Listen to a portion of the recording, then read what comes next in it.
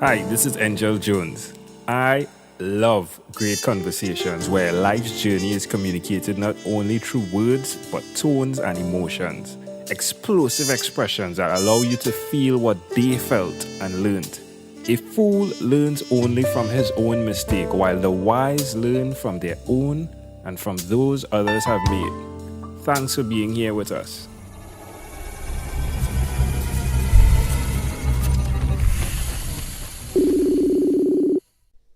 Good morning, Rachael Meisels. How are you going on this wonderful, beautiful morning? I'm great. Thank you so much. It's a great pleasure to connect with you. Yes, it's so great to connect with you too. Thank you. You are welcome. So tell me, which of your talents is responsible for us meeting? Well, I'm a very outgoing person, so I guess I reached out to you. Outgoing is And great. yeah, I love connecting with people. I love talking. I love meeting in person. I love meeting on phone. And so that's my favorite thing in the world is really getting heart to heart with people. Love that. How do you feel about texting? Texting I can do for jokes and for quick and easy if you don't want me to talk to you at this very moment. Yes, yes. But if you really want to have a good conversation, it's all about phone or face to face. I love that. I love that. I totally agree with you, my friend. I totally agree with you. So who did you learn this skill from, or who in your family had a similar type personality? That's a good question. I always think of myself like my grandmother, who laughs through life. And sometimes I even laugh and I hear myself sounding like her. Wow. And yeah, I think that's why I'm so drawn to her. I just love talking to her on the phone. I love being in her presence because, no matter what's going on, and she's had a lot of tragedy in her life and a lot of hardships, she believes, if you don't laugh, you're gonna cry. So just Do you have a pet name for her? Is it Nana or do you call her Grandma? I call her Grandma. Okay. Yeah. All right.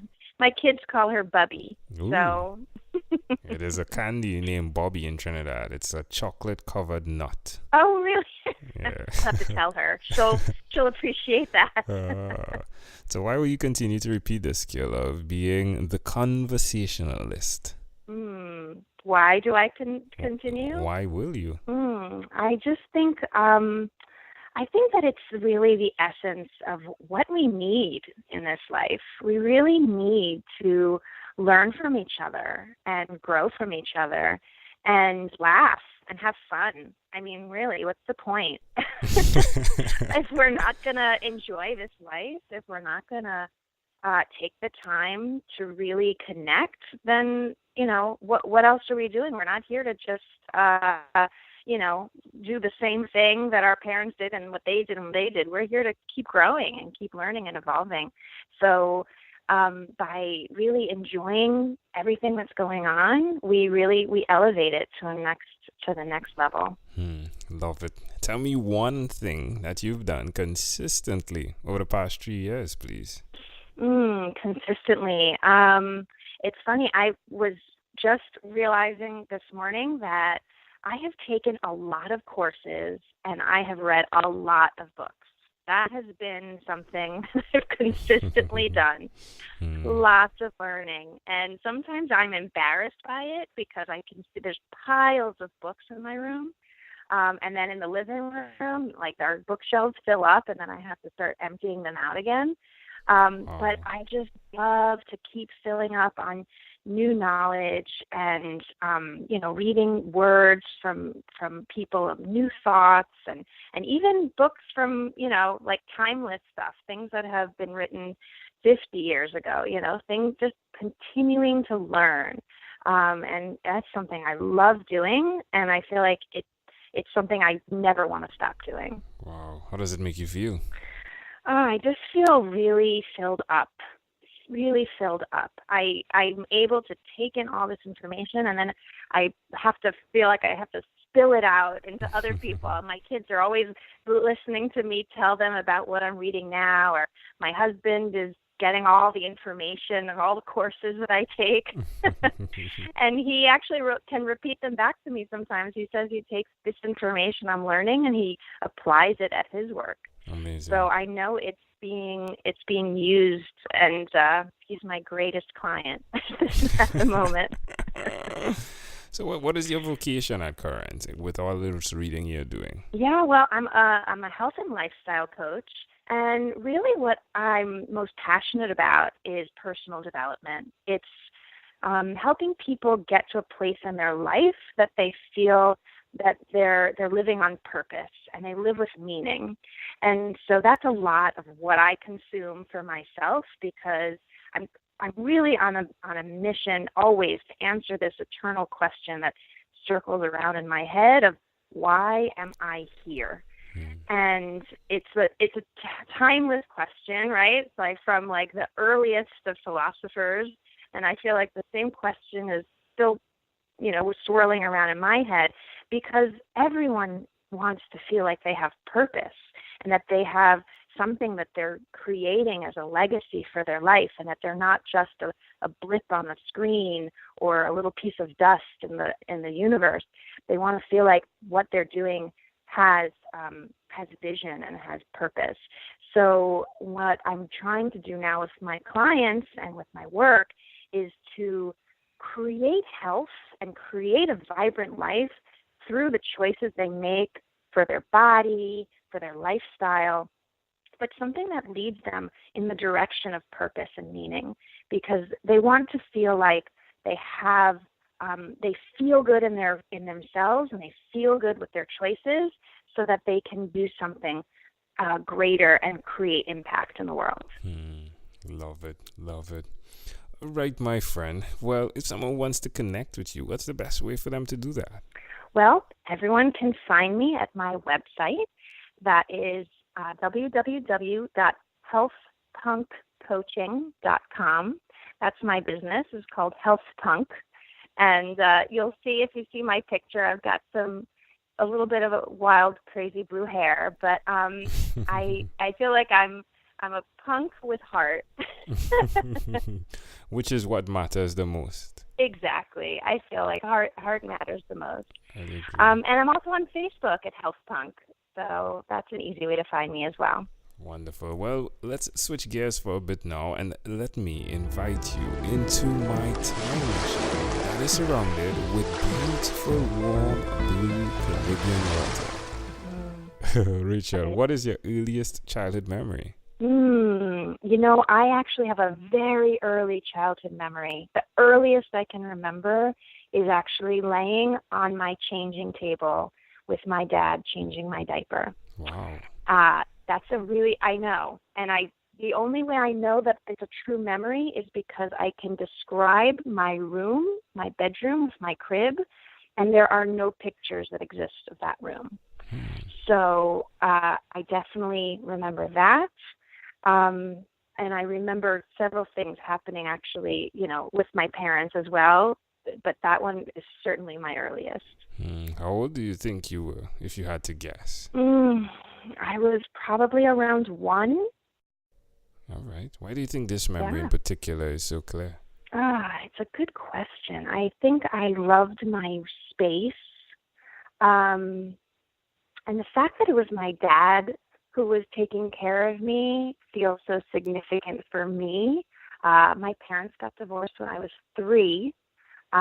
So most of my life, my mom was raising me. So it's just, I have always found it very interesting that it was really my dad who is like that early memory of someone who was standing over me and helping me and taking care of me. Interesting. No, you're taking care of other people, helping other people, right? Yes, and being taken care of and loved as well. It's always a give and take. Amazing.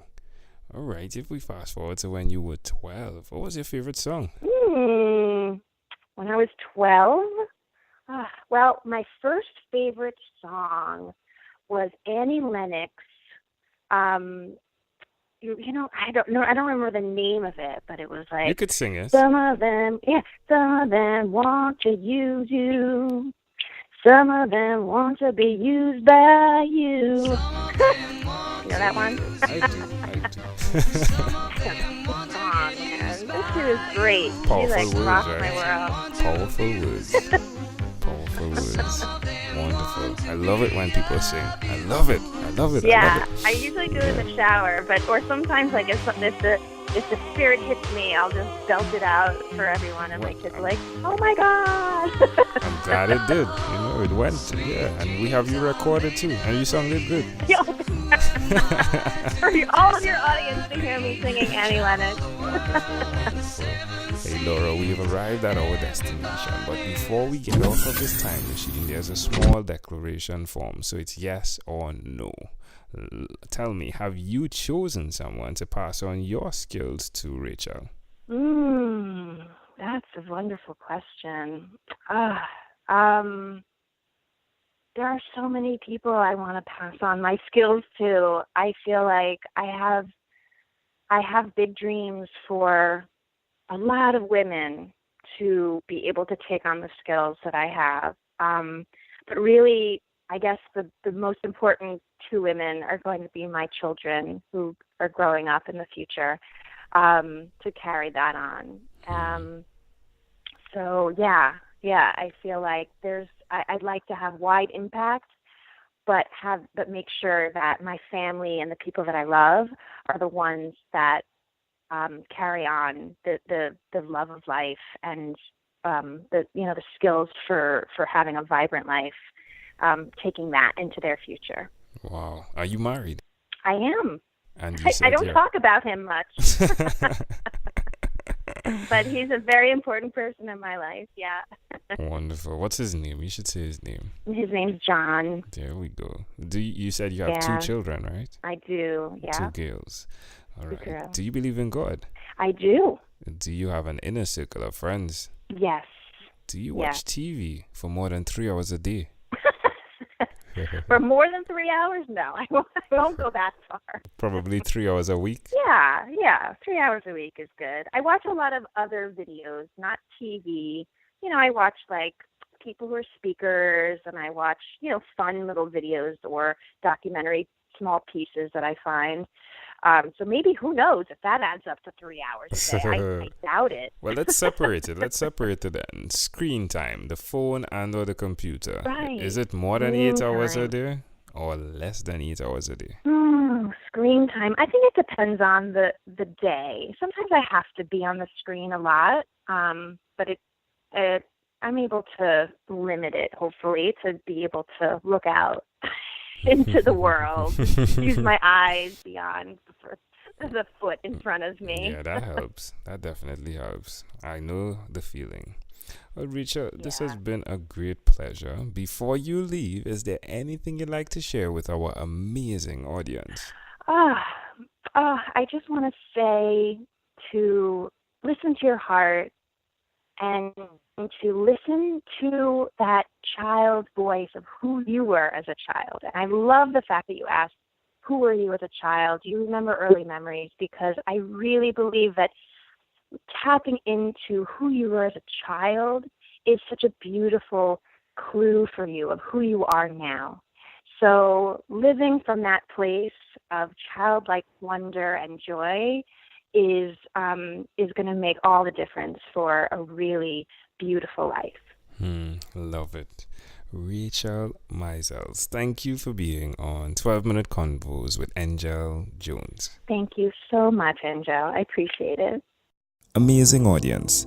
Before you leave, there's one person I'd like to introduce you to, Amanda Jones. She is my wife, and her passion is to educate, encourage, and empower. Hi, I'm Amanda Jones, and I'm a registered nurse. Do you or someone you know have diabetes? According to the International Diabetes Federation, in 2015 worldwide, 415 million people were living with diabetes. Just as that figure is overwhelming, so too can the effects of diabetes be. So, to help simplify diabetes for both adult and child, I've used rhymes in my books, The ABCs of Diabetes for Children and Poems for Patients, A Focus on Diabetes. At its simplest, rhymes help us to remember. If you, a child or friend, want an easy, reader-friendly way to know about diabetes, then get a copy of these books. For more details, you can go to poemsbyaj.com. That's poemsbyaj.com.